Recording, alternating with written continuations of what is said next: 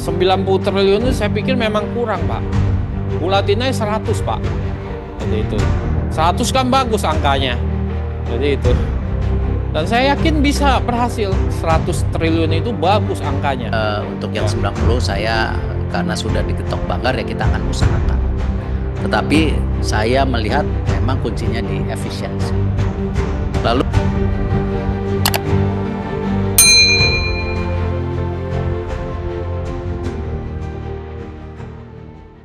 demikian pendalaman dari kawan-kawan anggota Komisi 6, tapi sebelum ke Pak Menteri ada tambahan dari seorang profesor. Silakan, Prof. Terima kasih pimpinan yang baik hati. Ya, ini ganteng sekali. Juga Pak Menteri yang tambah awet muda. Ya. Kelihatannya happy nih wajahnya menjelang pengumuman kabinet. Ada beberapa poin aspirasi Pak Menteri. Mohon dicatat Pak Menteri. Seminggu yang lalu Asosiasi Keramik datang ke sini. Asaki. Beliau menyampaikan bahwa industri ini nggak baik-baik saja. Artinya sedang masalah.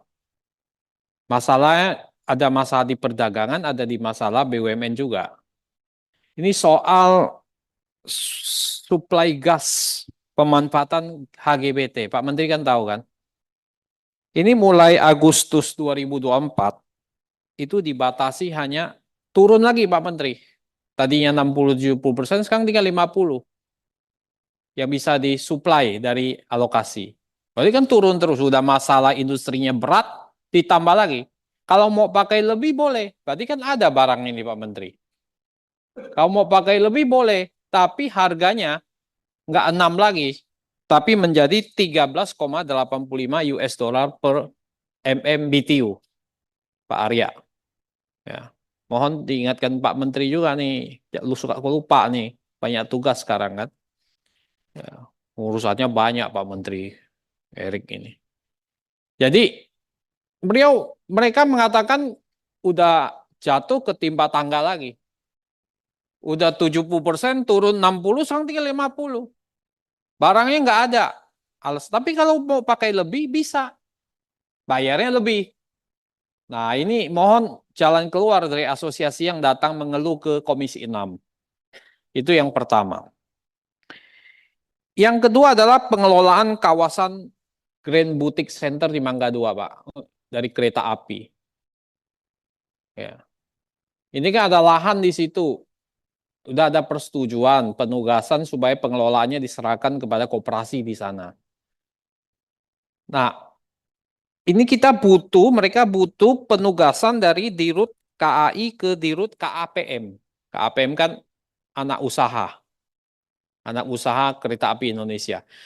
Ini ada 2 direksi sudah tanda tangan, Pak. Tapi yang sisa lainnya belum berani karena nunggu Dirut. Nah, ini udah setahun, Pak Erik. Yang kayak gini lah birokrasinya panjang sekali, Pak.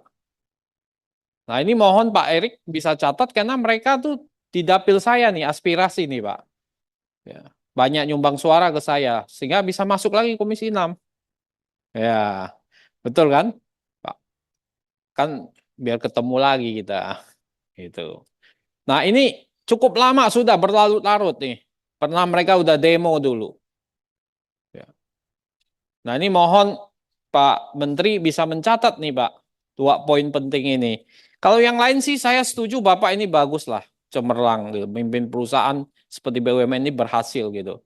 Ini dari lubuk hati yang terdalam saya apresiasi sama Bapak gitu. Kalau saya bilang nggak bagus, saya bilang nggak bagus. Saya kritik. Tapi ini bagus Pak Menteri ini. 90 triliun itu saya pikir memang kurang Pak. Bulatin aja 100 Pak. Jadi itu. 100 kan bagus angkanya.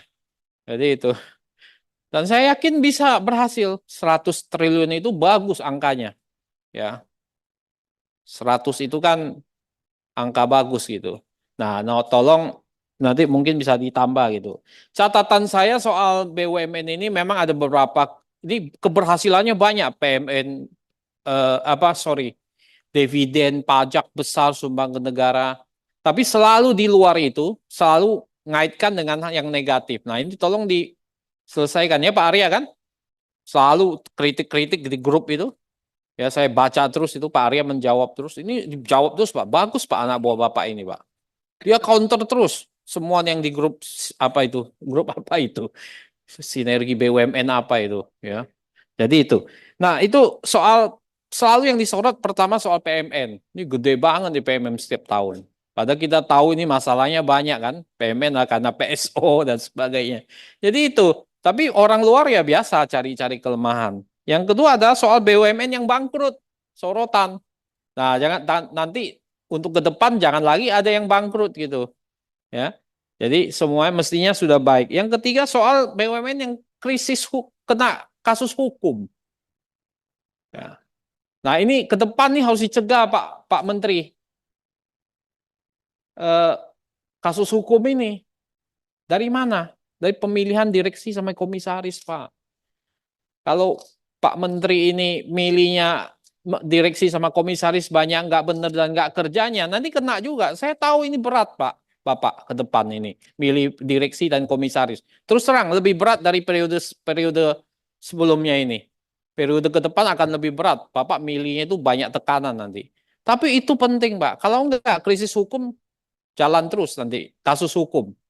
Yang keempat adalah soal GCG Pak. Ini banyak juga di BUMN. Nah 4 hal ini yang selalu disorot oleh orang luar. Dia nggak mau tahu soal dividen Bapak begitu besar dan sebagainya yang diberikan oleh BUMN. Mereka nggak mau tahu, ini aja dikaitkan nih. Ini terus. Nah ini yang harus Bapak antisipasi menurut saya. Ya, jadi dari berbagai grup WA itu saya baca terus, itu aja yang diserang Pak Erik. Ya, selalu ada lubang dia serang terus dan serang terus. Nah itu, jadi 2 catatan penting tadi dari aspirasi Dapil Pak, soal pengelolaan kawasan Grand Boutique Center, Bapak tolong kontak di Rut KAI-nya ini biar lebih cepat. Dan yang kedua soal suplai gas. Suplai gas Pak Tiko. Tinggal 50% sekarang Pak. Ya. Jadi mohon diperhatikan Pak. Terima kasih. Baik, makasih Prof. Pak Sarmuji, cukup? Baik, saya serahkan kembali ke Pak Menteri untuk dijawab. Assalamualaikum warahmatullahi wabarakatuh. Terima kasih pimpinan. Mungkin ada beberapa yang saya coba bisa jawab. Misalnya tadi mengenai target 90 triliun yang sebenarnya kalau kita awali itu dimulai dari dividen 30 triliun. Jadi kenaikannya ini hampir 160% lebih. Saya tidak berani bicara bisa atau tidak, tapi tentu kita akan upayakan karena ini nanti selesai di bulan Oktober, ya tentu deteksi dini yang kita bisa lihat angka ini angka yang tidak mudah karena kondisi daripada hari ini cost of logistik naik, lalu juga penurunan daripada sumber daya alam juga masih turun. Ya memang satu-satunya yang kita bisa pastikan ya tadi yang disampaikan efisiensi berkelanjutan. Di mana memang perusahaan-perusahaan yang tidak dalam kondisi siap berkompetisi secara terbuka, karena memang Indonesia kan marketnya terbuka, bukan tertutup. Ya mau tidak mau ya memang harus berani seperti sebelum-sebelumnya ditutup gitu. Dan kalau kita lihat dari 47 BUMN ini kan ada 7 yang masih kurang sehat. Tapi dibandingkan sebelumnya yang jumlahnya mungkin hanya 15 sampai 20 yang sehat. Jadi penurunannya sudah sangat signifikan gitu. Jadi izin untuk yang 90 saya karena sudah diketok banggar ya kita akan usahakan. Tetapi saya melihat memang kuncinya di efisiensi. Lalu mengenai isu-isu hukum, saya sangat setuju sejak awal saya mendorong keterbukaan. Jadi kalau memang ada pembicaraan di publik mengenai BUMN A korupsi, BUMN ini ya buat kami sebagai bagian pengelola sangat senang karena tidak mungkin pengawasan itu kita lakukan secara menyeluruh dan detail. Ya, kita melakukan secara menyeluruh dan detail, tapi tidak mungkin tidak ada yang sempurna lah. Nah, jadi memang sejak awal keterbukaan informasi, keterbukaan kepada kasus-kasus ini kita sangat proaktif. Baik sama KPK, Kejaksaan, pihak kepolisian, BPK, BPKP, kita sangat proaktif. Karena memang tadi kembali, untuk mengejar target, mau tidak mau harus ada efisiensi dan good corporate governance. Untuk terobosan-terobosan, ya kembali kami melihat salah satu membawa perusahaan ini kepada public company itulah pengawasan yang baik. Karena semua pihak bisa melihat angkanya secara transparan. Apalagi ketika ke publik sendiri, itu kan ada aturan good corporate governance yang mengikat juga ketika menjadi perusahaan publik.